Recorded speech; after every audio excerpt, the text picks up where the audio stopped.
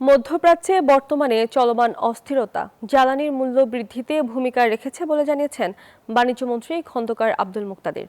তবে চলমান সংকট মোকাবেলায় বিভিন্ন পদক্ষেপ নেওয়া হয়েছে বলেও জানান মন্ত্রী। সোমবার জাতীয় সংসদের অধিবেশনে প্রশ্নোত্তর পর্বে সংসদ সদস্য শামসুর রহমান শিমুল বিশ্বাসের এক প্রশ্নের লিখিত উত্তরে বাণিজ্যমন্ত্রী কথা জানান। এছাড়া জ্বালানি তেলের দাম বাড়ায় মূল্যস্ফীতি হবে কিনা এমন প্রশ্ন করেন সংসদ সদস্য রুমিন ফারহানা। এর জবাবে বাণিজ্য মন্ত্রী বলেন, মূল্যস্ফীতি হবে না, বিশ্বের অন্যান্য দেশেও দাম বৃদ্ধি পেয়েছে। এ সময় অধিবেশনে deputy speaker barrister Kaiser Kamal সভাপতিত্ব করেন।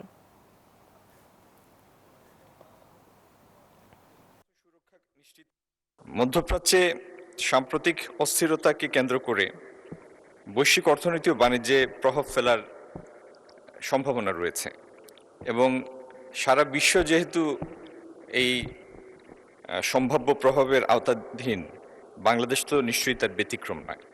বর্তমান চলমান অস্থিরতা জ্বালানির মূল্য বৃদ্ধিতে ভূমিকা রেখেছে, যার কারণে আমদানি ব্যয়, শিপিং, বীমা খরচ বৃদ্ধি পেয়েছে।